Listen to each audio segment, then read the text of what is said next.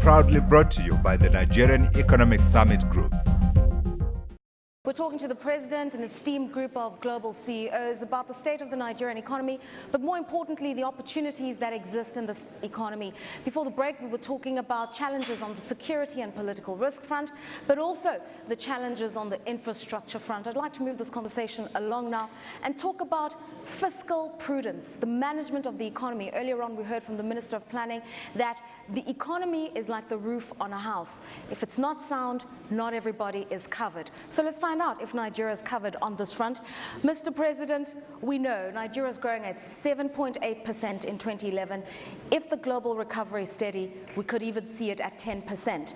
But there's a disconnect. Structurally, the economy has impediments like infrastructure. So you're not really working at optimum level.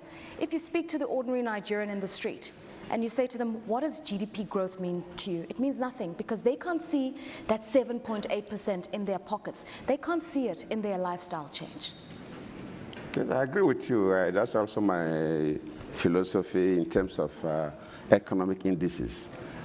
The indices help for big players like the people sitting here. It helps them to know where they can invest their money. But for the ordinary person, they want to make sure that their children get a job after leaving school. They want to make sure that they can feed themselves. They want to make sure they can afford their health bills. They want to make sure that they can afford the school fees of their children. That is what the economy means to them. It's not the figures that we quote. And that is what we are working on. You see, this government, I was sworn in 29th of May. Of course, I was here before, so it's not completely new. But Nigerians know the circumstances of the past 4 years. It was quite a challenging period for us. There are quite a number of things we would have done and fixed in the past 4 years, but because of the challenges we had, we couldn't. By the time I took over, it was too close to elections. So there are certain reforms that you cannot start because you are not too sure how long you carry on. So when we came in after the election, the first thing I did, even before my inauguration, was to meet with the private sector in Lagos. I said that, yes, inauguration is a ceremony, it's a celebration, but we are looking beyond the celebration. How do we refocus our economy so that Nigerians will feel it? There will be a job for Nigerian people who have graduated. Ordinary Nigerian should be able to feed himself. After the inauguration, I took my ministers on a retreat. More than 60% were devoted on the economy. The rest was on good governance, issues of corruption, and so on. We did not stop there. We also took the private sector, because we don't want a situation where government comes up with policies that does not really encourage business. So you see, no, this time, those of us in the executive arm of government, myself, Vice President, the ministers that implement policies, those who regulate the business sectors, and of course the practitioners like Dangote, and we must meet and agree on what we must do so that we create an economic environment that there will be wealth in that will go around to ordinary Nigerians, and of course people will get jobs. 2 days, I have to thank people like Dangote. Dangote hardly stay one, because I know him for quite some time since I became a vice president. He hardly sleep in one country for 24 hours. I always tell him that I think he spends more time in the air than on land. But he devoted 2 days, sat with us from morning till night. It shows the commitment the private sector have. I don't want to call names or bore you, but our key players, we are committed. The regulators were committed. Those of us in the executive arm that implement were committed. And we also set up 2 teams. We have the economic management team, made up of those of us who implement policies, myself, the vice president, the ministers, then of course the regulators, then some of the business people, of course Dangote is a member, then of course some governors, because the central government alone cannot pull Nigeria. If you must pull Nigeria, the state governments must work with you. So we have that. Then, of course, we have also the economic management team, an inner circle, made up of the ministers and those who regulate. So we set up all the structures, and we're holding meetings. And my conviction is that some of the challenges we have, I say that they are temporary. In the short term, yes, we have our challenges. But in the medium term, not even to talk about the long term, Nigerian economic environment will be so robust that people will want to come. I learned that some people want to relocate their businesses from Nigeria to elsewhere. Well, of course, they will come back. But they should pray that before they come back, their space will still be there. There you've heard that there's clear political will. There's work being done with the fiscal reforms. The questions to you, Mr. Craig. What more can the government do? In your business, I'm sure you feel the effect of the Naira fluctuation. I'm sure you feel the effect of stabilizing the Naira against your imports and exports. What more can the government do? I think the opening remarks touched on, that's the PIB, laying the framework for the investments that have to come. The other point is the one I mentioned earlier, sustaining the amnesty. That's the most important thing of all, ensuring that the delta remains stable. And as we said at the beginning, allowing Nigerian entrepreneurs to compete by providing affordable, reliable power, by stimulating industries like agriculture that can employ the people that our industry cannot employ. That will create the social stability that will allow the oil and gas industry to continue to provide a large part of the government's revenue going forward. Are you frustrated by the delays in this petroleum industry bill being promulgated? It's a very important bill. It's much better to get the bill right than to pass it quickly and get it wrong. So I think it's understandable it takes time to make sure that you think through all of the potential unintended consequences. On that issue, Mr. President, just a quick comment, not specifically the PIB, but the delays, the slow pace at which the wheels of government and bureaucracy churn. Puts investors off. You want to deregulate the petroleum sector? Deregulate it then. It can't take 2-3 years.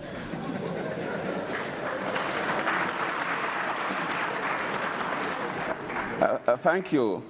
It's Dangote just informed you that from 1999 till date, Nigeria has been able to get a stable political environment. Before this time, of course, we had governments that you can never know when it will terminate. During the military dispensation, whoever picks the biggest gun takes over the government. So you cannot predict. And we are practicing democracy that we are lucky that from 1999 till date, we are stable, and we want to maintain that stability. There is nothing good that comes easy. Because you've seen a fairly stable government, does not mean that you have to play with it. It's like carrying an egg. And you have 3 arms of government: the executive, the legislature, and the judiciary. And anything that you will do, and it must be sustained, of course, you must make sure that the legislature are also in tune. And sometimes it's very difficult because we are also in the part of the world, Africa, these are developing countries, where we play politics with everything. We play, in fact, when I was the governor of my state, the slogan then is that don't play politics with development of the states. Anything about development of the state, put politics aside. But see, at the national level, not just in Nigeria, in most developing countries, you have the same challenges. Even issues of development. Just talk about the issue of deregulation we are talking about. I know some key players, some key actors, who before this time were against subsidy. But now, they have brought politics into it. The same people are now speaking from the different side of that tongue. That's why I appreciate people like General Buhari, who in terms of the politics, let us say my major competitor, is one person who came out and said clearly that the issue of subsidizing petroleum products is a fraud. He is not playing politics. He is not playing politics with development and the future of Nigerians. But not everybody will have the mind of people like General Buhari. People I know, I don't want to call names, now see it's an opportunity to bring the government down. Under that situation, you must take pains to explain to the ordinary Nigerians, both the students, the youth, the market women, everybody must be on the same page with you. Otherwise, even if you make the pronouncement, it's the best thing that will happen to this country. And I used to tell people that, forget about Jonathan being here as the president today. If you don't deregulate, in the next 10 to 15 years, this country will be importing petroleum products from Ghana, from Chad, from Niger, from Cameroon. In the next 10 to 15 years. And these are countries that have just discovered petroleum, crude oil very recently. We must look at something that is best for us. But then, you must educate the local populace. Otherwise, people who are, for political reasons, they know the truth. But for political reasons, they will misinform the people and they will create chaos for you. That's why you see certain actions of government being delayed. Mr. President, there are two sets of people. There are those who understand the economics of deregulation and removing the subsidy and use the political aspects in their favor. And there are those, as you mentioned, the market women, the common Nigerians that don't necessarily understand it, and I don't think the message is clear to them. That's exactly what we are saying. For example, one of the issues they are campaigning for, which looks funny, is that, oh, if you deregulate, prices will go up because transportation of commodities will increase. Fine. But this is a country where we have deregulated diesel. The trucks that are used to convey goods are mainly diesel-driven. The trailers, the lorries, the big buses for mass transit are diesel. And if we must reduce price of transportation, it is to encourage that. The PMS that is now creating the problem is used by the middle class who drive expensive jeeps. One person alone will have 10 jeeps. That he does not need it. But they make the people to believe that if you deregulate, and what is the problem? Because PMS is now cheaper than diesel. So instead of transporters to buy big buses that will take from 25 to 50 people, and those big buses definitely use diesel, because diesel is deregulated, so it's more expensive to use those buses. So instead of buying these buses, they would rather buy smaller buses that take 8 people and just choked up the roads. So you have to take time to explain. That's why it will be slow. Of course, that is, you talk about bureaucracy. Bureaucracy is expected to be a bit slow, but supposed to do things properly so that at the end of the day, you make less mistakes. Chair Ireland, your views on this one, because really the issue is, as investors, when you look at the broader economic picture, the macro environment, what works for Nigeria, what doesn't work for Nigeria? Well, I think we talk a little bit about it. You heard the planning minister say glass half empty, glass half full. He's a half full guy. I think there are many Western countries that would love a 7% GDP. And so my view is it's half full. And I think, and that's with the infrastructure issues that you said earlier, somewhat are being overcome by the economy.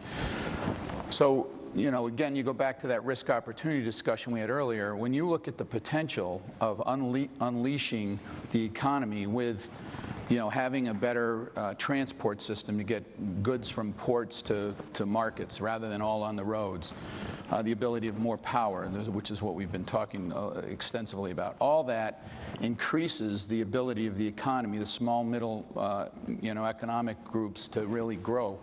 That's going to just continue to feed on itself. And that's really if you will, the tipping point that you're looking for. So it's a combination of this investment in infrastructure that's needed to really change the dynamics and really focus on the growth of the country. And I think that to me is, along with the fiscal programs and things, are the important piece. Mr. Dangote, it's not a Nigerian problem, it's an African problem. The fact that we just haven't done enough to boost manufacturing capacity. You're a manufacturer, essentially, and you're one of the few. And this is the problem we're having here, is so much of Africa imports so much of the things that we need. Nigeria is fundamentally an import-based economy. You're not utilizing labor constructively. You're not utilizing the capacity that exists or could exist in this economy. It's not a Nigerian problem, it's an African problem. What could government do at a policy level to fix it? Because when people say macroeconomic environment, that's the one. That's the thing that frustrates them. Africa is just not industrial enough, the skills of the labor are just not good enough, and all other things that we've discussed. Well, I think the government has actually done quite a lot. I mean, if you look at it, we have to look at the past first, because at the why Nigeria really is lagging behind in industrialization. The main reason was that previous governments, I'm talking about maybe during the military, most especially, they always keep changing the rules of the game. When after you invest, then that policy will not be followed, they will jump to another policy. But right now, there are policy consistency, in many areas. And I believe that will attract people. What do you need really to build an industry? What you need to build an industry is the population first, to make sure that you have a market, and the environment, and also the concessions that you will have.